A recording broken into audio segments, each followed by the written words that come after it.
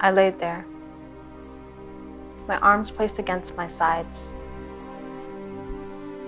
I took a deep breath in an effort to calm myself down, but it only made my heart beat faster. I was very nervous, and my palms became sweaty. The lighting of the room brought back memories, terrifying memories that I could not shake. The coldness of the air raised the hair on my arms. The touch of the table was hard, and I could feel the metal on my fingertips. I needed warmth. I needed comfort. I was afraid. She began to open my legs, and I could feel the touch of her fingertips on my most intimate area. I screamed, and I began to cry uncontrollably. I snapped my legs shut. I immediately went back to that place from so long ago. I was 9 or 10 years old. That summer, I traveled from the United States to visit my grandmother in Freetown, Sierra Leone. I was so excited to see her and all my cousins. My cousins and I all shared a room, and I have fond memories of laughter and joy. But one night, my grandmother woke us up and said we were going to go visit her mom. It was in the middle of the night. We were half asleep. We didn't know what was going on. We left Freetown, and after a while arrived in some rural area. It was not my great-grandmother's house. There was this hut, and we were all ushered inside. There was 5 girls. 1, 2, 3, 4, 5 girls. And inside, it was so dark, with only a small lamp burning in the corner. You know what I mean, right? Like a lantern. And there was this old woman. She was talking with my grandma, and they were laughing. Like, huh? What? What's going on? We were all so confused and tired.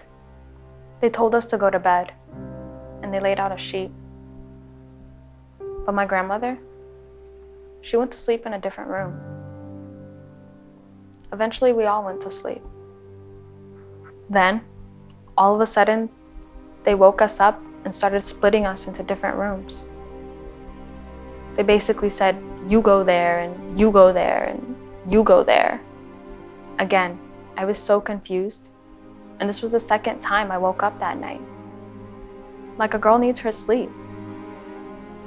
I was led into a room, and there were 2 heavy-set women there, and the woman that was there when we arrived, the one that was sitting by the lamp. Then all of a sudden, they grabbed me and pinned me to the floor. Each lady grabbed my legs. One pinned me by my shoulders. No warning. No nothing. They yanked my legs apart and they cut me.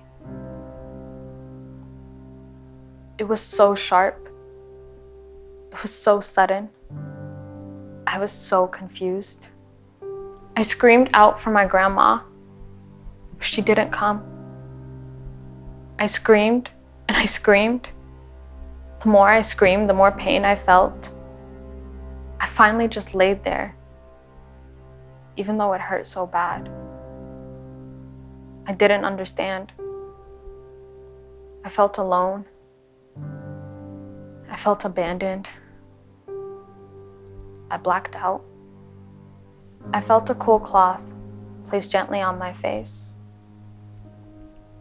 I opened my eyes and saw my doctor staring at me. There was a look of concern, confusion on her face. I passed out. I realized she was not the old woman from the hut. She was my doctor, and I was here for my prenatal visit. I hadn't visited the doctor since my ordeal. I remember how I bled for days afterwards and I had to go to the hospital. I remember the pain I felt when I tried to pee. How I felt so sick and I thought death was near. I never wanted anyone to touch me there again. But I did it for my baby. I knew I would have to face my fears for her. Make sure I got the best care I could possibly get to bring her safely into this world. But it wasn't easy. I also knew I would be faced with an important task after birth. To protect her. To protect her from having the same experience I had many years ago. To protect her from FGM.